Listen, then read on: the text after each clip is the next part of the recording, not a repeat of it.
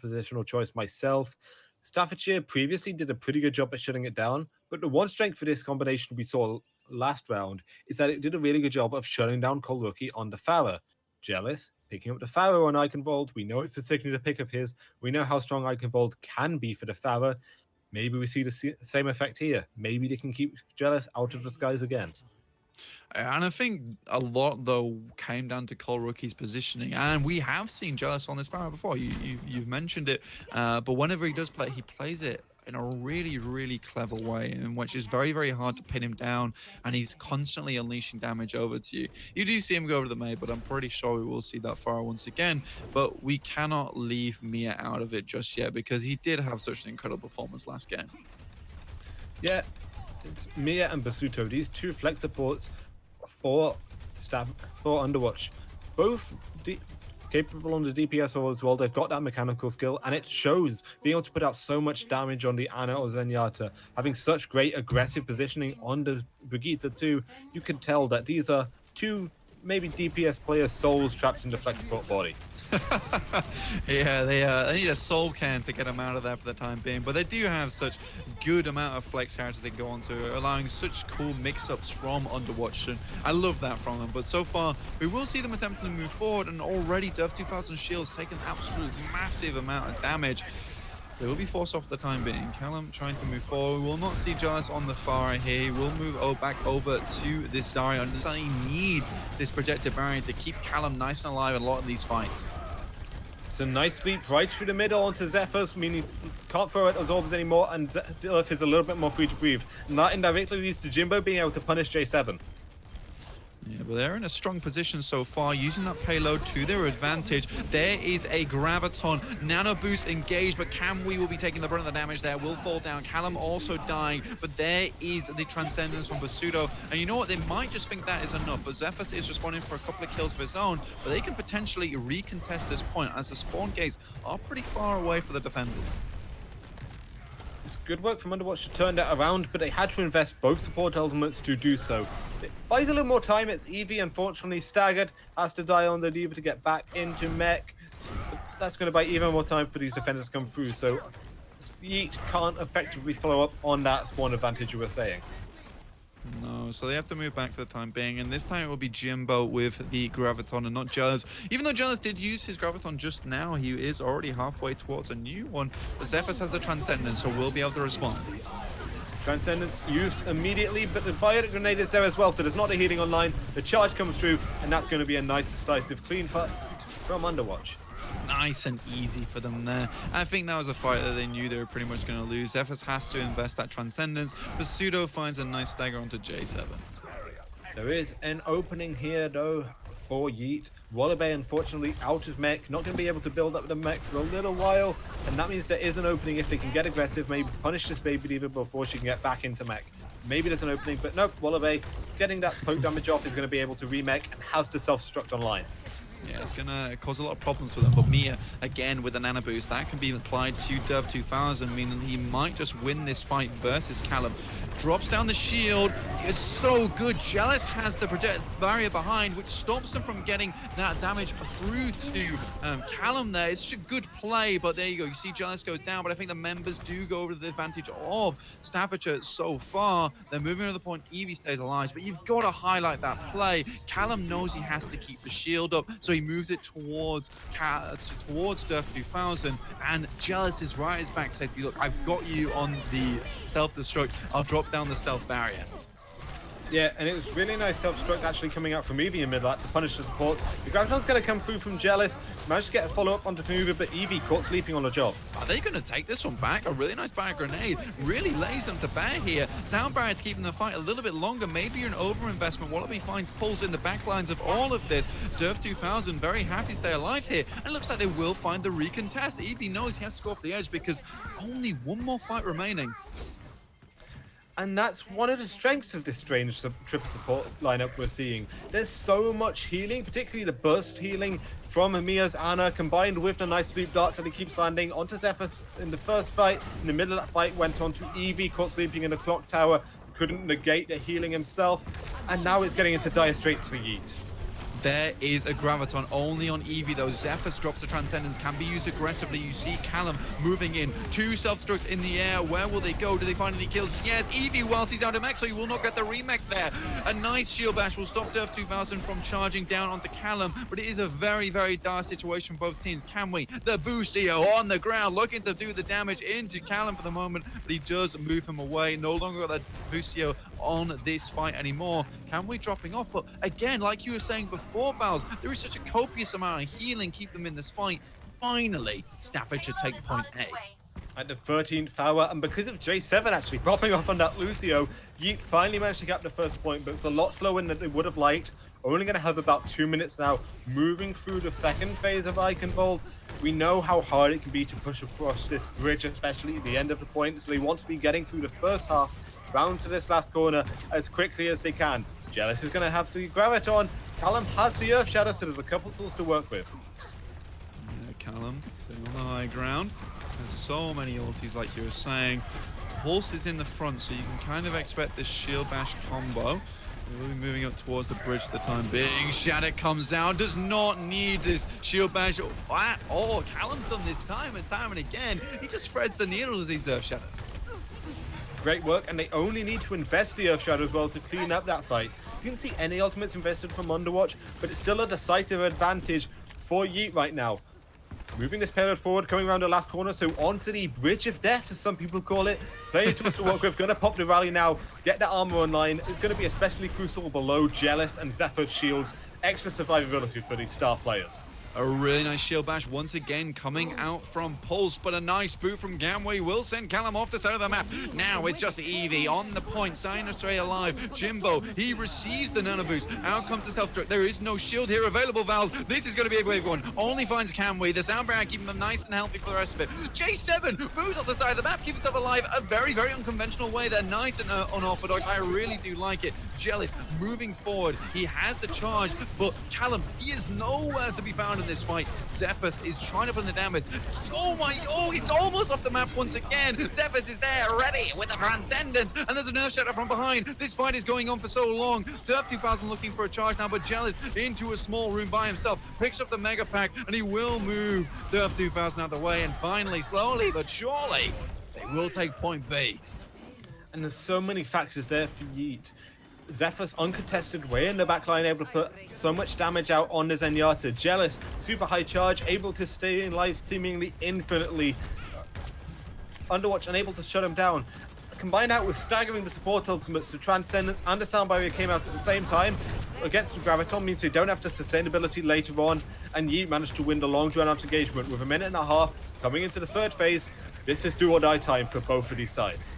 Absolutely, and there's a huge ultimate combo coming out now. The self-destruct Graviton combo goes out the back, but it's Wallaby coming up huge. Doesn't even need the Graviton to make it big there. Finds 3 members in the back line. That's so well played. Callum, he will retain the Earth Shadow, however, but Underwatch, they stop them in their tracks, and Wallaby, the man, is on fire.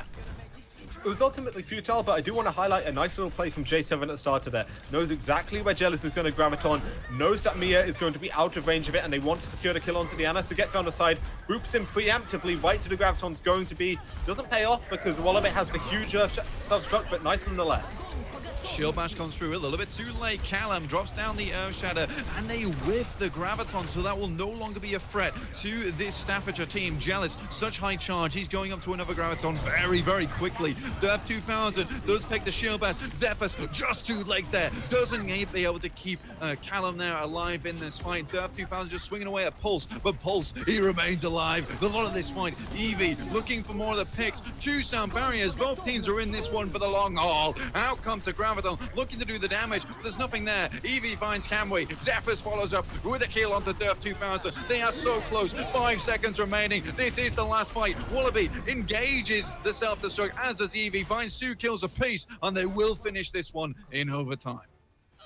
That's a crucial part though, in overtime, for how decisive they might have looked through the streets phase. The first point stalling cost them, and it means that sure, you finish on the map, but it's in overtime. If you can see Underwatch finishing with time on the board, the advantage is going to swing well and truly in their favor. I've got to give credit to Wallaby again, landing crucial self-destructs at every juncture. I don't think he's had a self-destruct today that hasn't got at least one kill, and he's shut down so many pushes, especially that crucial push initially onto the last point. It could have been a much bigger final time bank for Yeet, but self-destruct, man. I love to see it. Yeah, I mean, like, if we go back to the good old days, right, where you just threw self-destructs and there was no graviton available for you because you're playing with a Winston, you find these massive 4Ks. But yeah, Wallaby is definitely the king of finding these natural self-destructs. It's really, really nice to see. Going back to some vanilla Overwatch here. Wallaby hovering on the Sombra, not going to stay on it. You know, he does more work on the D.Va anyway, right? Yeah. On the defense, though, we're going to see Yeet picking up the Junkrat and the Pharaoh. We've seen them pull out this composition a couple times on Night Control defense. One of the biggest weaknesses of this double splash damage composition is that you struggle with the precision damage. You can't really follow up and secure low health targets because it's not as accurate as maybe running the hit scan or running the D.Va to chase down would be. But Jealous's accuracy on the Pharaoh means they're able to utilize it anyway. Callum, a little bit aggressive positioning, probably just going to go for this fire strike, then charge back, but needs to be careful not to get punished here. Wallaby, though, with the hard read, moves over to the McCree, now going to be going to the Moira, so four supports online, letting Mia move over to the McCree, a little bit better on the hit scan. Yeah, Wallaby goes over the Moira. I pretty much accept this. I mean, you get a lot of healing to stagger out this poke damage coming out from Jealous the entire time. They do not want to be softened up by the time they get to point.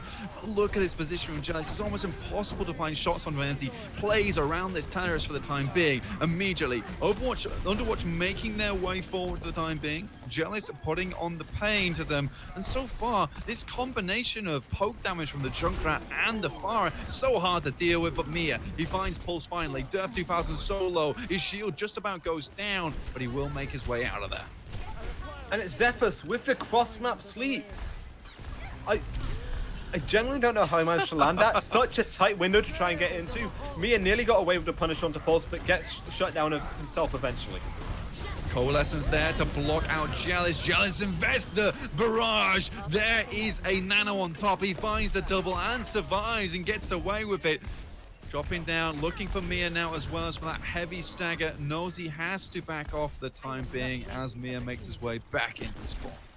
And Jealous is playing this so intelligently, constantly just hugging the walls, playing around corners, quickly jump out, get a couple of rockets in, jump back. It means Mia doesn't have the sight line. Wallaby with that coalescence couldn't really shut him down either. Normally, the McCree can be a death sentence, but Jealous is doing really well at just staying out of harm's way. Really is. He's like, he's kind of this unknown entity, right? You just don't know where he's coming from. You don't know what he's going to do, but when he does pull it out, it's absolutely devastating for the team. J7, he does have this Valkyrie in this fight, but Wallaby going down there is really painful. You lose so much healing. There's a nice Earth Shadow coming out from Durf 2000, but Mia finds this Deadeye from the back. Jealous and Pulse both going down. So much damage more, and that should be the end of Staffordshires defense. Deadeye we normally think of as maybe more of a zoning ultimate. It's really hard to actually get value out of it, but great positioning by Mia. Catches Yeet off guard, finishes off the low health targets. So we're going to see some changes now. Pulse and Jealous moving off their DPS heroes back onto the Brigitte and the Zarya that we know they're so effective as. And that's going to prompt the changes from Underwatch as well. The McCree not as strong against Goats, going to be moving back over to a Goats mirror matchup. Yeah, it bought them a lot of time, right, but on the first point, 2 minutes, but it's still 4 minutes coming to this matchup, whereas Staffordshire, they only had 2. Teams just trading positioning back and forth. It's a really nice fire strike to get Durf low, and Eevee can follow up, so now Yeet, the floodgates have opened, they can charge in, send Underwatch sending right back to spawn. And that was the fight that they absolutely had to win, right, Vals? Because they had some battle economy. By winning that fight, they're able to chase them down and build up this almost butchered economy they had at the beginning. Absolutely. There's a slight ultimate advantage for Underwatch now. Kamui has the sound barrier, but it's still not too decisive either way. See if Durf can get up the Surf Shadow quickly and punish Callum. Jealous, 80%, so is Callum. They're very, very close there. Callum gets blasted out of nowhere. Can we find the headshot there on top of the shield bash? Mia going up. These flex supports just doing the work, and Zephyrus knows he's got to go. It's really interesting how the Reinhardts in this match are playing, because they seem to be almost interchanging roles. One of them will have a really good game and will criticize the other for maybe being a bit reckless at times, getting punished, and then we'll move over to the other map, and it'll be the complete opposite. We criticize Durf for being a little bit too aggressive, praise Callum for being nice and passive with his team on King's Row. It's a complete opposite story so far in Eichenwald. Yeah, it really, really is. King's Row, it looks so much in the favor of Callum, and now Durf 2000, he's taking the reins. Basuto goes for that nice shield bash. They will find two. Jimbo goes on the ground. Basuto has to go forward, and so does that Transcendence coming out. A lovely boot from J7 takes Basuto off the map. Another Graviton and a Nerf Shadow invested, but a nice counter from Jelly's there to keep him all alive. So many ultimates engaged. Callum has to keep the shield up, doesn't able to get out the way. Such an amazing boot coming out from Underwatch there will move them aside as Wallaby finds the double. And it looks like Stafford's defense is starting to crumble. Yeah, unfortunately aren't able to follow up. Durf gonna get knocked off. Unfortunately for Yeet, sorry, sent over to the other side rather than to the spawn. And that's gonna be Underwatch rolling across the bridge with a huge time bank. Just gonna be able to punish Jealous with the stagger out, trying to stall as much time as they can. Yeah, it will be J7 on the point. He gets the projector barrier. It's not quite enough, but it is stalling time. The rally comes out as well as this is so odd. That's a very, very huge ultimate that you almost have to hold on to. But the stall is very, very good. Shaving about 30 seconds off the clock before they can even cap point B. Now that we come into this one with 3 minutes remaining, it's a lot of time. And Staffordshire, they've really got to put the work in now. And that's a lovely fire strike. Punish J7, so now they can play really aggressively. Chase Staffordshire all the way back into spawn rather than just having to set up on the corner. So much ult available to Underwatch. This first corner should be a breeze for them. Absolutely. Durf's going to be able to set up on the corner, has free reign to use the Earth Shadow wherever he wants. Pulse needs to be aware, try and shut down the Earth Shadow before it can come out. Maybe Callum can block it too, but he's going to be set on trying to find his own Earth Shadow here. And Callum on the corner now. He wants to get a Nerf Shadow up and available, but he's got to be very wary of Durf 2000. He knows he wants to go for the Earth Shadow here. There he drops it down. There was a nice boot. Out comes the self-destruct. Callum is going down for it. The Nerf Shadow down to the ground. Durf 2000 doing such a great job so far. He knows there's no shield available. Camwe cleaning up, and they might just cap point C with about 2 minutes in the time bank. Yep, moving forward, it doesn't look like anyone's going to be able to come back and touch properly. Callum is there on the wrecking ball, does get the personal barrier, but it's just going to be staggered out, can't quite touch. And that's going to be a decisive Eichenwald cap from Underwatch with over a minute on the board. So now Yeet can't win this map, they can only hope for a draw. Underwatch have really brought it back here. It's so back and forwards right now, but if Underwatch can take this, this will be the second map they have taken compared to in the previous bracket where they only were able to take one, and this could be the turning point for them. This could be the momentum that they need, Vals. Absolutely. Underwatch looking a lot more competitive in this series today than we saw previously against Staffordshire, and just in general, this is the best we've ever really seen Underwatch playing, firing on all cylinders, taking it to Staffordshire, who were the heavy favourites coming into this matchup. Maybe it's the disrespect. They heard all the talk about how Staffordshire are so good. They're the best GOATS team. We were expecting Staffordshire to maybe run away with the series, and I'm really impressed. Underwatch putting up a great performance today. You mentioned running away, but the moment Underwatch, they're like the tire that is strapped to the back of Staffordshire, pulling them back as they chase up and catch up to them right now. It's incredible to see. 1 minute 45 on the clock. They have time to do it here. They also have the time to build up the ultimates. If it was about 1 minute, you might not even see a Graviton, but 1 minute 45, this is definitely going to give a lot of opportunity. And Durf 2000's Earth Shadow, he's been really, really good so far. Yeah, it is crucial though that it's less than 2 minutes. If they can win the first fight and get an ultimate advantage of that, they'll not, with the nature of GOATS comps, they're able to ride out the ultimate advantage for a while, just keep cycling through them. So this first fight is going to be crucial. Yeah, so Mia here in the backline had to transfer Gator in spawn, does make it back out again. They're just gonna basically try and scout out what's going on here. I'm not sure if Wallaby is gonna stay on this Hanzo. I'm not sure if it's just used for the Sonic arrow or not. But so far, already 30 seconds removed. Yeah, great awareness from Staffordshire, seeing that it isn't a Brigitte on the side of Underwatch. They can play aggressive, they can punish Jimbo, and that's eaten off about 40 seconds of the time bank already, getting this down to probably about 2 fight territory now for Underwatch.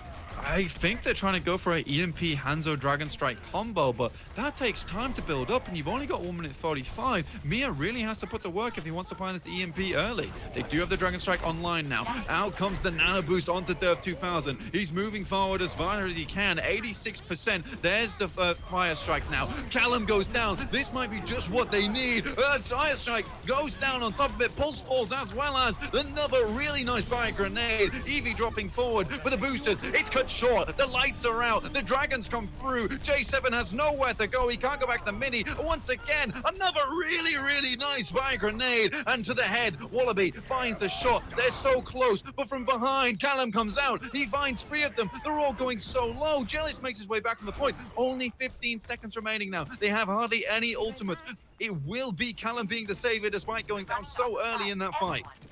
It's actually great hero plays from Jealous and Eevee being able to trade out as many picks as they can. Callum comes back for the Earth Shatter. Mia in the backline just managed to touch, and the sleep comes through onto Callum, so there is an opening here now for York. There's a bio grenade down on top.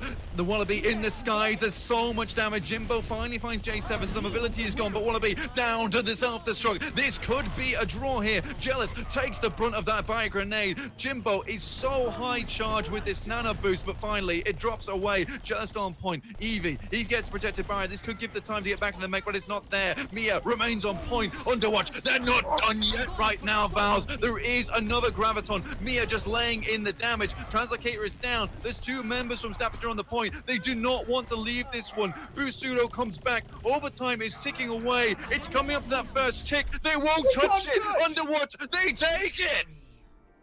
And Underwatch have come to play. It's crucial there at the end that Basuto comes back on a Doomfist, knocks away the reinforcements coming from Spawn when it looked like he might have been able to turn that around. Jealous came down from downtown with the great sound barrier.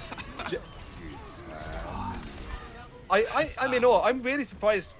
Underwatch have really come to play, looking a lot stronger than we've seen from them before. And now Staffordshire, a little bit shaken. They're used to being dominant. How can they play from behind? Can they come back from a losing scenario, come back in this series, win out the last 2 maps to take the Campus Clash Grand Final?